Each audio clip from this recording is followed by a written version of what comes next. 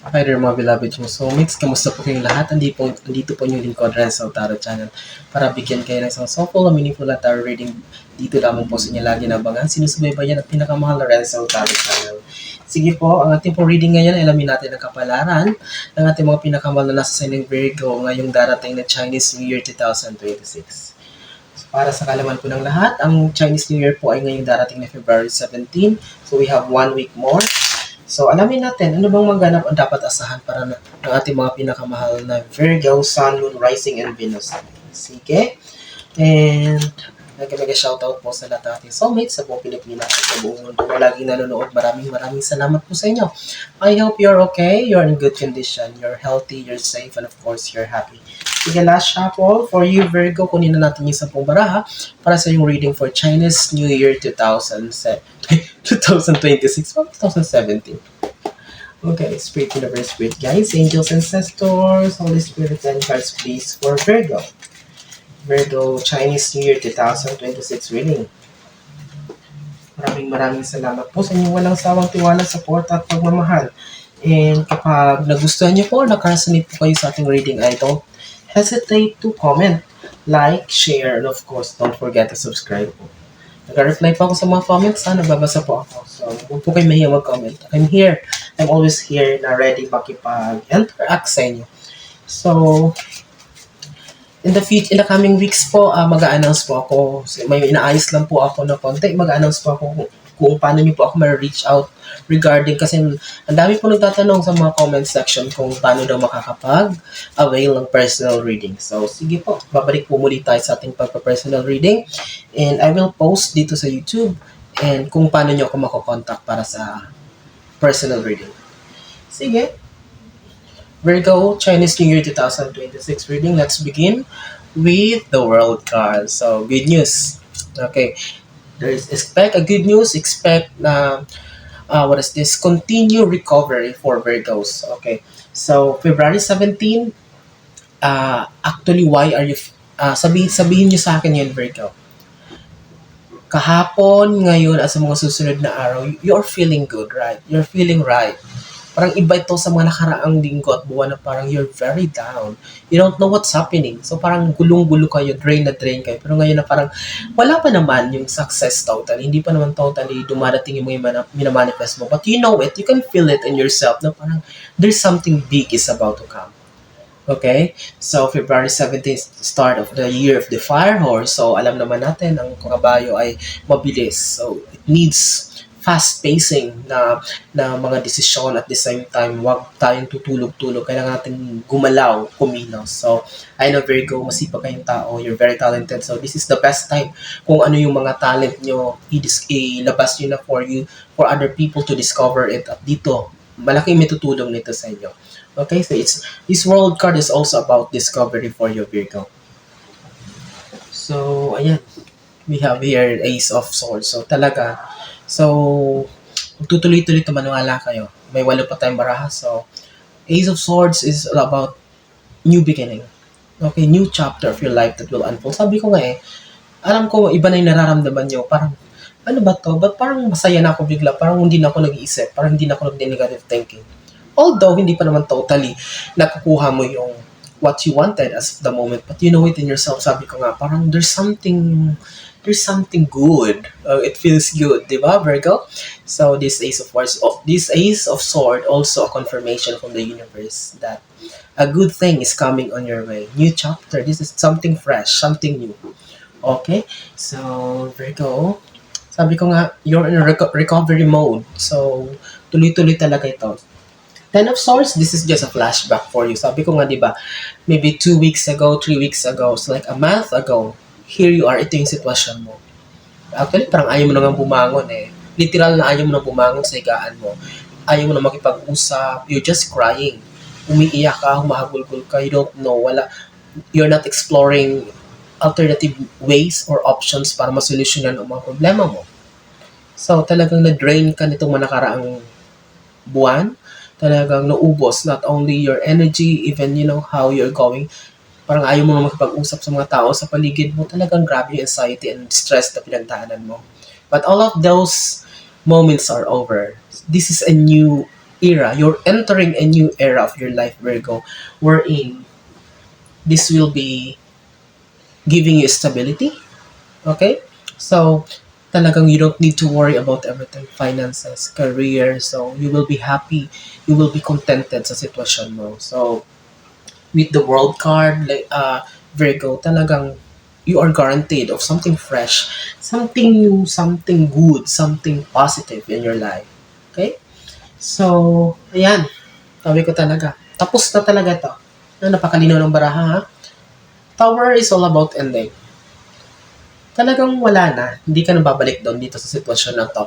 Tuloy-tuloy na to. Kumbaga, nasa kalagitnaan ka na ng biyahe. Bakit ka paliliko pabalik? So, here, this tower is all about ending. Tinapos na ni universe, wala na.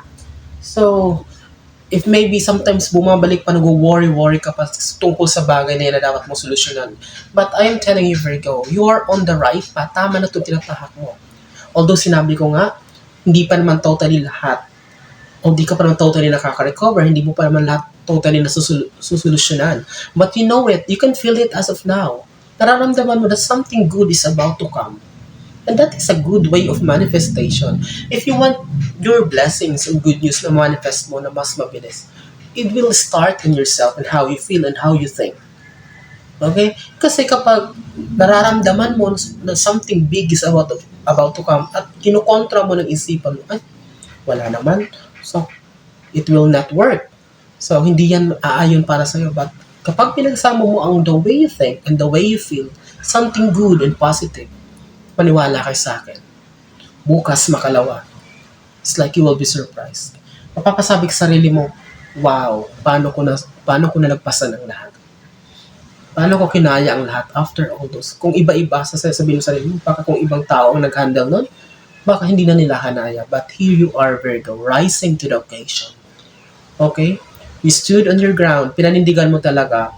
Nilaban mo, and here you are. You're going to reap the fruits of your hard work and patience. Okay? So, here, nature talaga to. Hindi talaga to nawawala sa mga Virgo ang pagkakaroon ng mga bashers. Hindi yun naman lahat ng Virgo artista, hindi naman kayo celebrity. But why? Why? There's still, actually, the energy that I can feel here is talagang, sinabi ko, di ba, ang daming Virgo na nag-cut off, ang daming Virgo na nag-deactivate, parang nag-hermit mode, hindi na muna nagpapaalam, hindi na muna nagpapakita sa karamihan. It's only few people around your circle na nakakaalam ng sitwasyon mo. But, bakit itong mga tao talagang intriga sila sa current situation mo? They really want to know what's happening in your life. It's because Virgo are very good people, very kind-hearted people.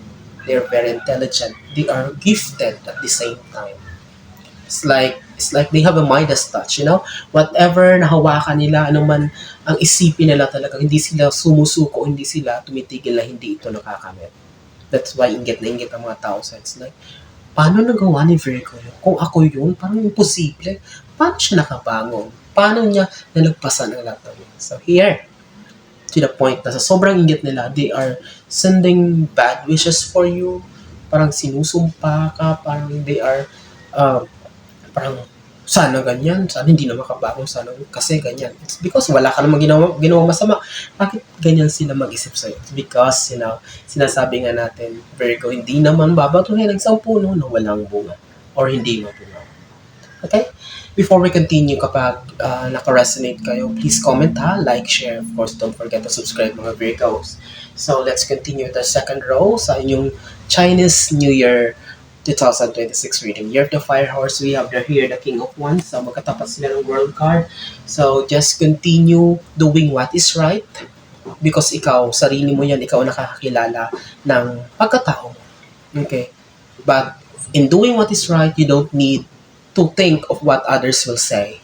Hindi mo pwedeng isipin na, ay baka pag ginawa ko to, baka mamaya masaktan si baka mamaya anong sabihin. No.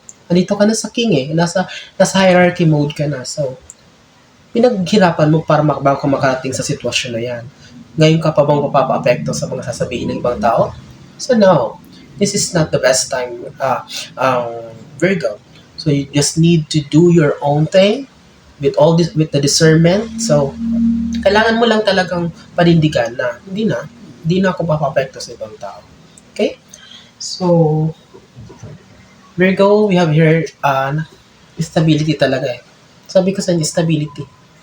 Malayo to doon sa mga nakaraang buwan, nakaraang linggo na it's like drain ka talaga ang pera mo. It's like zero balance. Kung pwede nga negative nga. To the point na nakautang-utang ka pa. But here, look at this Four of Pentacles. This is stability in terms of money. Katapat sila ng Ace of Swords, di ba? Sabi ko new beginning. So, sabi ko, tinapos ni universe yung sitwasyon mo. At ito yung nag-cause sa'yo ng drain. It's all about money. Mga utang, mga bayarin, mga bills na nag-pile up na tuition fees o kung ano man yan. But, I can see here sa bagong mundo, sa bagong Virgo na ito na haharap sa new beginning, it's all about stability. Ito yung nafe-feel nyo na kahit wala pa pero nararamdaman nyo na sa katawan nyo. Stability, katatagan, it means you're not going to worry anymore. Actually, may mga high-rise building pa sa likod, nakakita pa tayo dito ng mga Virgo na makakapag-invest pa. Kung dati negative yung kaperahan, wala ngayon, makakabili pa ng property, makakaipon. So, Virgo, ayaw nyo ba yan? So, just hold on, just continue. Oh, yan, may celebration card.